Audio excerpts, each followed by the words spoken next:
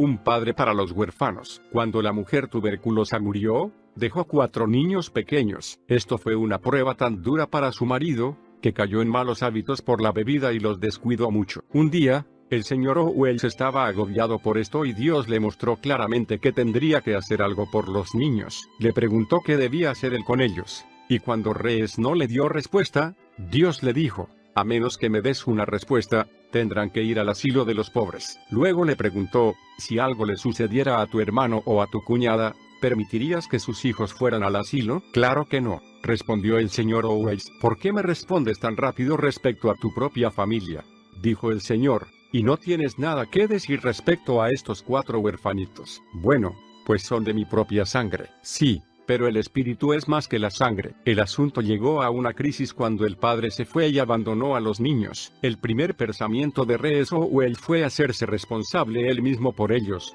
como un guardián, y pagar a una mujer para que fuera y los cuidara en la casa. Ya era más de lo que otros hubieran hecho, pero el Señor le dijo: ellos lo que necesitan es un padre, no un guardián. Yo soy un padre para los huérfanos, pero no puedo serlo para ellos estando en el cielo, por eso debo serlo por medio de ti. Tenía que hacer frente a lo que eso significaría: constituir un hogar con ellos y ganar suficiente dinero para mantenerlos hasta que el menor fuera mayor de edad. Sería invertir en ello 15 o 20 años de su vida y olvidarse de sus esperanzas de llevar algún día el mensaje del Espíritu Santo al mundo. Más aún, ellos no eran sus hijos. No sentía el amor de un padre hacia ellos, y no existía nada en él que desease hacerlo. Esta era la primera prueba sobre la realidad de su posición como mártir, que vino súbitamente contra él. En cuanto a esto, el Espíritu lo desafió. Él debía haber tomado el lugar de la madre en la tuberculosis y en la muerte, pero el Señor se la había llevado a ella y lo había devuelto a él como un mártir viviente. Si esto era real,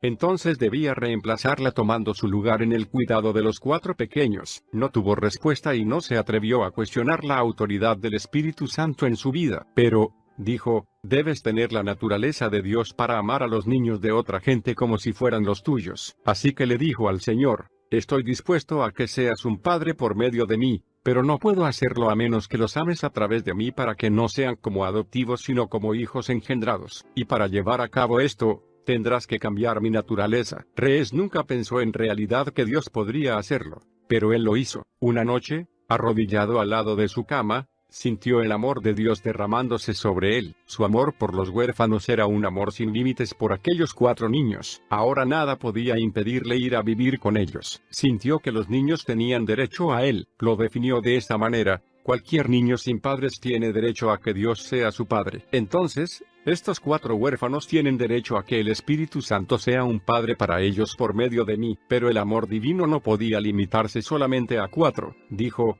sentí que amaba a cada niño pequeño en el mundo que no tuviera a nadie que lo cuidara. Era el amor de Dios fluyendo a través de mí. Hizo arreglos para que alguien cuidara a los niños temporalmente mientras hacía los preparativos para irse a vivir con ellos. Para él ya no era una prueba, sino un gozo. Sin embargo, el mismo día en que debía irse, 3 tías de los niños dijeron que les gustaría llevárselos para darles un hogar. El Señor le mostró que esa era su provisión para ellos, pero que él había obtenido la posición de padre para los huérfanos. Esto se comprobaría años más tarde cuando en el Instituto Bíblico el señor Owens y su esposa cuidaron con amor a los niños de los misioneros y a hijos de refugiados judíos. A algunos los cuidaban en su propia casa y a muchos otros en el hogar para los niños de los misioneros. Todos podían ver cómo Dios les había dado un corazón de padre y madre, el cual podía juntar, no a 4 sino a 70 niños bajo sus alas. Comentando sobre esto, tiempo después, el señor Owens dijo: el lugar de intercesión logrado aquella primera vez aún permanece firme. No hubo necesidad de que el Señor me examinara de nuevo, a no ser que en mí hubiera existido indiferencia o algún desvío. Desde esa posición obtenida, uno puede orar continuamente por los huérfanos y pedir al Señor que sea un padre para ellos aún por medio de otros,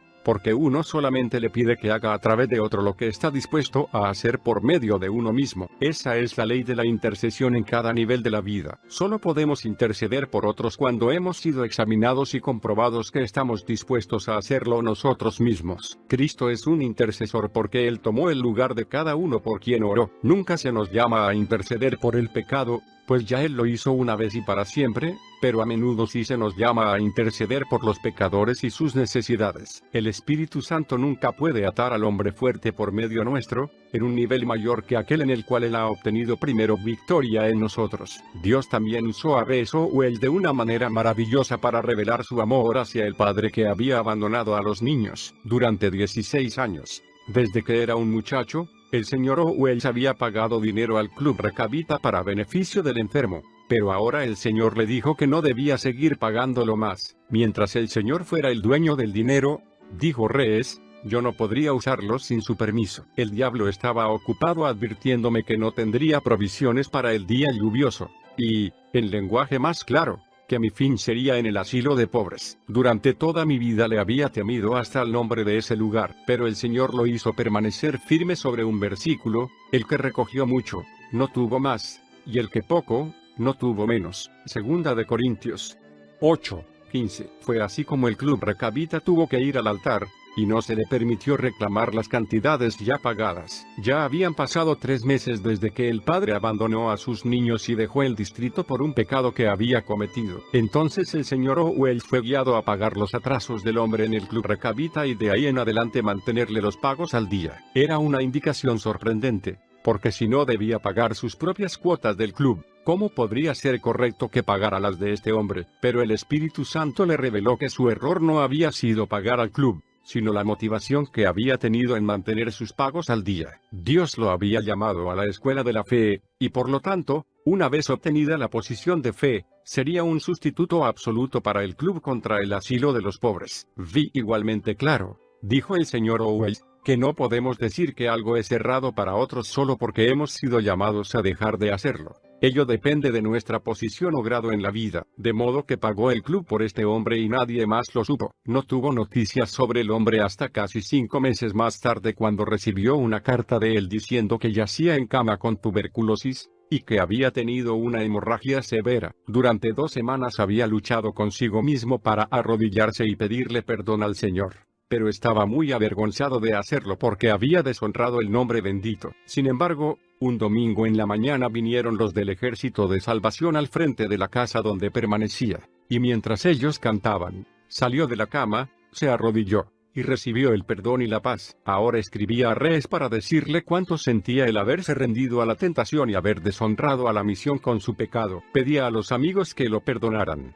puesto que el Señor ya lo había hecho. No tenía dinero para pagar su alojamiento y ya el doctor había hecho arreglos para que lo llevaran al asilo de pobres a la semana siguiente. Cuando el hombre supo lo que el señor Owens había hecho por él, el amor de Dios lo quebrantó. En vez de ir al asilo, fue llevado a la casa de su padre. También recibió un pago semanal durante 5 meses hasta que se fue apaciblemente a estar en la presencia del Señor, y sus pequeños recibieron 38 libras después de su muerte. El incidente causó un gran impacto en el pueblo. También fue una prueba para Rees de que si daba obediencia perfecta al Espíritu, Dios no lo dejaría ir al asilo, sino que por medio de él evitaría que otros fueran allí. En todas estas experiencias, el Señor tenía un doble propósito: la bendición para los necesitados, y la transformación de su siervo. El Espíritu Santo me llevó de un nivel a otro, dijo. El proceso de cambiar la naturaleza de uno, el reemplazo de la naturaleza egoísta por la divina, es muy lento y amargo. Fue un diario morir para mostrar en adelante la vida de Cristo, pero esa vida era la de una víctima. Cristo fue la más grande víctima en la cruz, pero también fue el más grande vencedor, y el camino por recorrer diariamente era el sendero de la cruz. Cada motivo egoísta y cada pensamiento egocéntrico era tratado inmediatamente por el Espíritu Santo. En mis días de muchacho, el hombre más estricto que conocí fue mi maestro de la escuela primaria. Con cuánta frecuencia dije más tarde que el Espíritu Santo es 1000 veces más estricto. El profesor de la escuela podía juzgar solamente por los hechos, pero el Espíritu Santo juzga según los motivos. Una noche, por ejemplo, Rees y su amigo estaban predicando al aire libre. El amigo dio su sermón primero y el Espíritu Santo lo usó tanto que Rees comenzó a preguntarse si se atrevería él predicar de nuevo. Owens no era una persona muy bien dotada para predicar al aire libre. Ese sentir se incrementó tanto que llegó a convertirse en celos. Nadie lo sabía, comentó, Pero aquella noche el Espíritu Santo me fustigó y me humilló hasta el polvo. Me mostró la fealdad de ello y cuánta ventaja sacaría el diablo de tal cosa para hacer daño a las almas de aquella gente. Nunca hubo nada que yo detestara más que eso.